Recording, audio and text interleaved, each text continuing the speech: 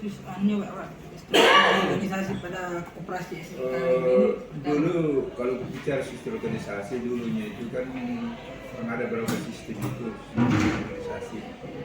Eh, Dulu ada ketua, wakil ketua, ini sebelum tadinya ketua, ketua, kemudian sekretaris, bendahara, jadi mereka 5 itu. Ya, ini kita sudah organisasi, kita jadi ketua, wakil ketua, kemudian sekretaris bendahara, kemudian badan hukumnya itu, badan pemeriksa itu 3 orang, jadi bisa 5-3, bisa 3-3. Sekarang ini hanya sistem 3-3, dulu pernah 5-3, sekarang sistem 3-3. Sekarang kembali pertama ketua, bendahara, sekretaris.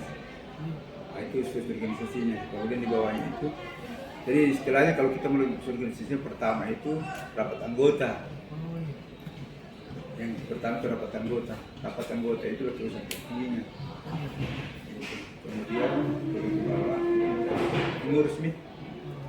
Pengurus itu ya ada 3 pengurus. Itu ketua, kemudian sekretaris dan bendahara. Sistemnya Apanya itu? sistemnya Pak, sistem cara kerjanya koperasi ini Pak, koperasi SMK Negeri 13 Pak. Yang mana kan koperasi kan di sini ada 2. Ada koperasi yang untuk unit simpan pinjam, ada koperasi unit usaha atau toko, kalau ini koperasi, misalnya kalau anggota yang mau meminjam, ya dia itu sebelumnya itu kan 1 bulan sebelumnya dia melaporkan diri dulu, lapor dicatat, kemudian setelah dicatat, kemudian pada bulan berikutnya baru dikasih. Ya itu dengan dikenakan bunga 1,5% per bulan. Jangka waktu sesuai dengan akadnya, sesuai dengan perjanjiannya. Kalau perjanjian di bulan 12 bulan, ya 12 bulan. Kalau bulan 24 bulan atau 10 bulan, tergantung akadnya. Perjanjiannya pada waktu dia mengajukan pinjaman. Nah, kemudian kalau unit toko, pelayanan toko ini selain dia layani anggota koperasi, juga dilayani juga siswa. Ya, siswa dilayani, tapi khusus untuk penjualan kan. Tapi untuk pinjaman enggak. Pinjaman hanya diberikan kepada khusus anggota koperasi. Ketika dia minjam, ya bulan berikutnya baru dibayar. Itu jam waktunya itu mulai pengambilan, mulai tanggal 1 sampai tanggal 25. Tanggal 1 sampai tanggal 25. Kemudian itu sudah tutup buku nih. Nah, ini nanti yang dibayarkan misalnya katakanlah bulan 7, diambil berarti mulai tanggal 1, tanggal 25 kan? Itu tutup buku. Kemudian ketika mereka mengajukan, karena sudah tutup, membayar pada bulan sampai bulan lalu, bulan 9. Begitu sistemnya jalannya. Selain tadi itu juga melayani siswa. Tapi kalau pinjaman tidak. Penjualan ya. Sorry, kalau kredit hanya untuk anggota koperasi. Tidak. Kecuali mereka pembelian langsung. Kalau di sini tuh kalau bisa sampai 20 juta, 30 juta dilayani kalau unit usaha simpan pinjam ini. Ya, bisa sampai ada juga itu 20 juta bisa. Terus anunya Pak, dari mana sumber modalnya Pak? Sumber modal saya bilang tadi pertama itu kalau bicara sumber modal itu kan kalau koperasi itu kan sekurang-kurangnya 20 orang anggota. Nah, ini yang membentuk. Itu 20 orang bisa. Tapi kan di sini kan sumber modal itu kan dari anggota, dari PNS sebagai negara sipil. Nah, itu modalnya itu kan ada 3 bentuk modal dalamnya. Ada simpanan pokok, itu simpanan pokok waktu mereka mau menjadi anggota. Kemudian simpanan wajib itu dibayar setiap bulan. Kemudian simpanan sukarela itu kapan dia mau ya, istilahnya kalau bulan ini mau kas masuk boleh, kalau tidak ada masalah. Dan mereka juga diambil dari pembagian sisa hasil usahanya. Misalnya dalam situ kan ada SHU, ya kan? Dari SHU tadi ini mereka ada kan mereka bayar setiap bulan disimpan. Jadi simpan bulan itu ada 3 tadi. Sekarang kembali simpanan pokok, simpanan wajib dan sukarela. Kami belum pernah pinjam di bank. Koperasi ini. Koperasi enggak. Dari yang dia itu. Dari sebelumnya dari saja anggota saja. Kalau pinjaman di ketiga enggak pernah. Kayak dari bank atau pinjaman dari enggak.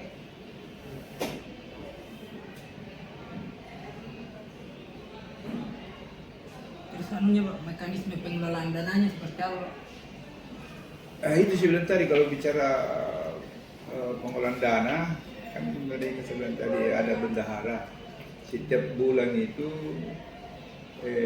anggota kan menyimpan simpanan wajib. Jadi wajib.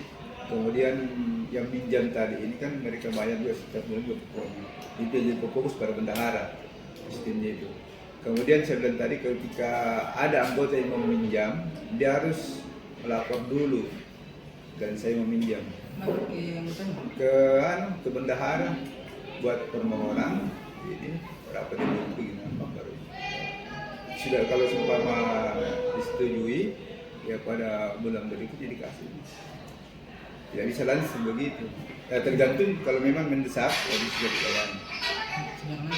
Ya kalau mendesak sekali, tapi kalau yang kan tergantung dana yang tersedia di bendahara. Layanan apa saja yang ditawarkan Pak di koperasi ini? Karena kita ini kan sekolah koperasi PNS itu kan hanya melayani anggota pegawai negeri sipil, ya kan? Kita belum pernah mencari pinjaman, memberikan pinjaman di luar PNS, ya. Itu. Karena kemudian lingkup kita itu hanya di sekitar sekolah saja, sehingga pelayanan itu hanya tertutup kepada PNS-nya. Nah, ini adalah salah satu kenapa koperasi PNS tidak berkembang, karena mereka belum mau keluar, sehingga kita takut risiko. Sehingga kita tadi hanya dalam lingkup sekolah saja. Itu sistem sekolah. Ada yang di sekolah kita sendiri saja, PNS saja. Padahal di sini kan ada non PNS, begitu. Tapi kita juga berusaha bagaimana nanti ini kalau memang mau ya berusaha bagaimana usahakan tadi itu contoh baik yang mencari orang-orang non PNS. Tapi untuk sementara sekarang itu yang kita layani hanya PNS. Itu untuk simpan pinjam. Kalau barang untuk pembelian tunai, kalian tapi untuk kredit enggak. Gimana ini Pak format pembagian SHU-nya? Format pembagian SHU itu kan ada aturannya. Itu kan di aturan itu disepakati ketika kita rapat anggota tahunan RAT. Itu dibicarakan berapa persen pembagiannya. Misalnya pembagiannya itu misalnya dana kan ada untuk SHU, ada untuk pendidikan, ada untuk sosial, ya kan, ada untuk sosial, ada cadangan, ada anggota. Nah, di sini pembagiannya itu. Nah, itulah hasil kesepakatan yang kita buat pada waktu rapat. Kalau tidak salah itu sekarang 50% itu tidak salah 50% itu untuk anggota.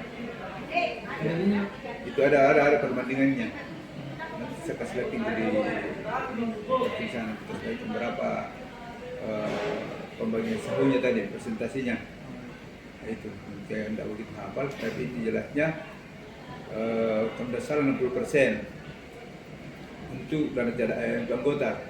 Kemudian dana cadangan kalau tidak salah itu 30%. Kemudian dibagi-bagi nih 4% untuk dana sosial, 4% untuk pendidikan, 4% untuk daerah pembangunan daerah kerja. Nah, itu tadi dibagi-bagi. Nah, kemudian SHO tadi ini yang ada anggota tadi ini kita berbanding kalau tidak salah,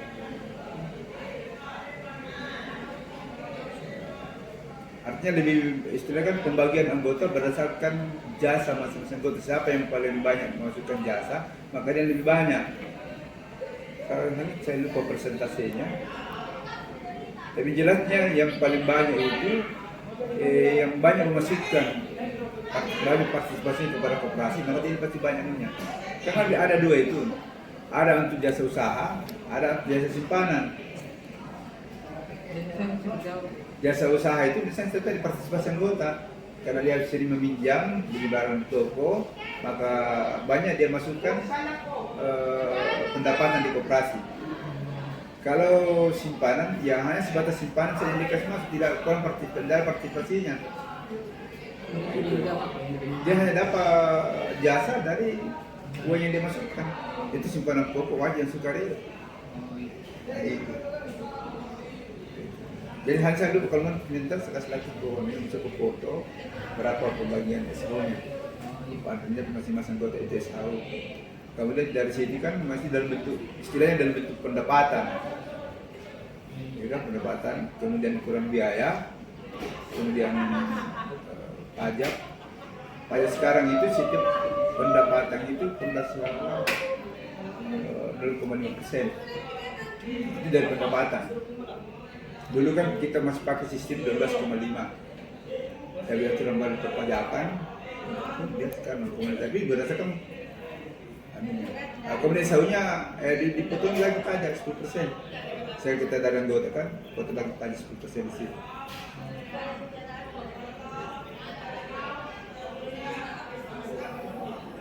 Elemen dan kekurangannya dalam menjalankan koperasi ini was seperti apa?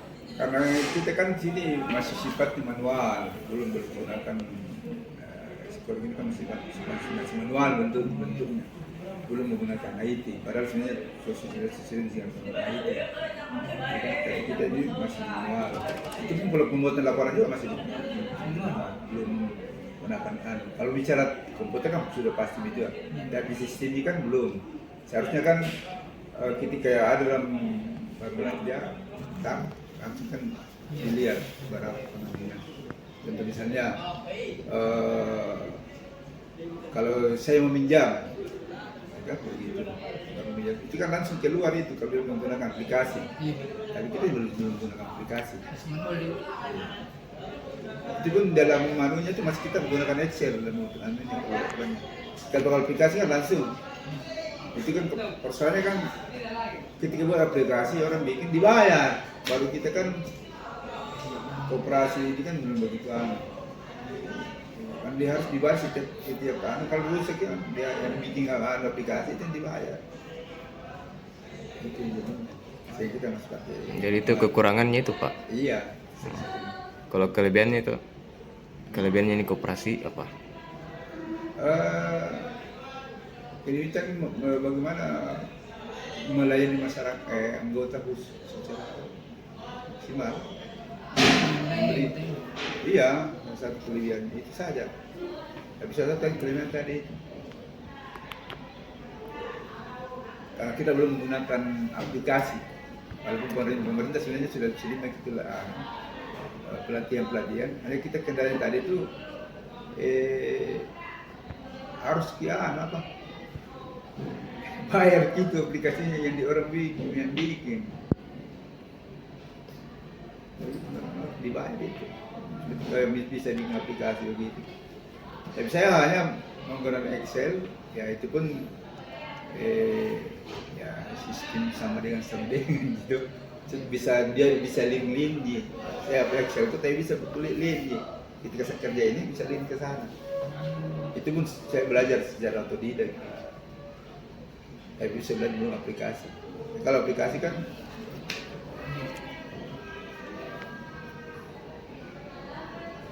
apa keuntungannya Pak untuk apa keuntungan menjadi anggota dari koperasi SMK Negeri 3 Mas? Ya, keuntungannya itu kan setiap akhir tahun ya kalau kita bayar persen itu kita dapat jasa. Memudahkan juga ketika ada keperluan mendadak gitu.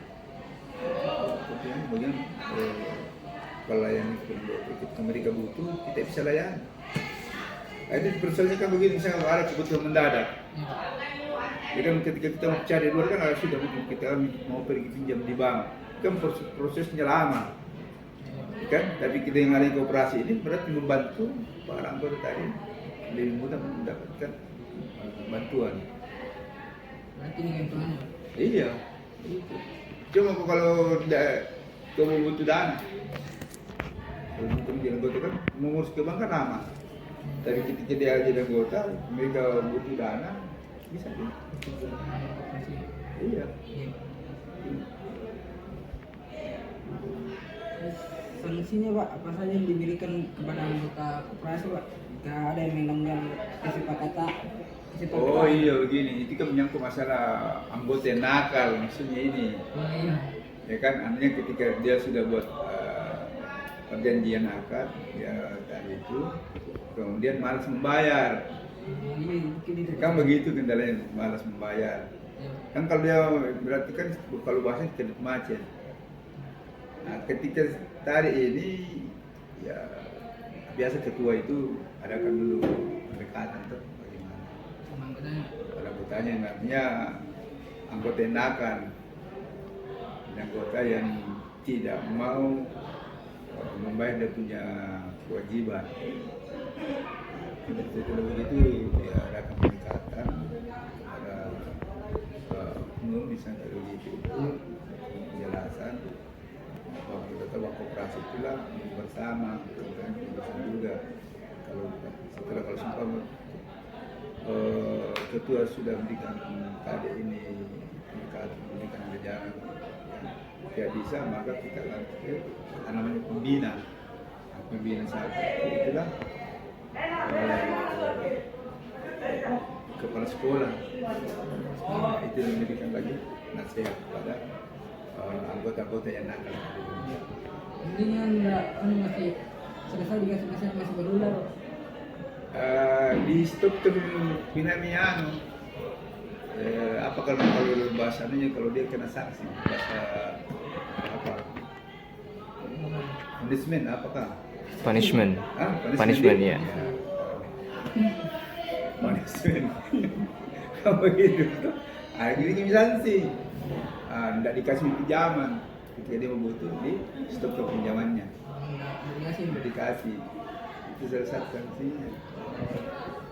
Mau di masih main pinjam dikasih lagi bangkrut gitu koperasi kan itu lagi masih sumpah kan jadi tidak dikasih pinjam itu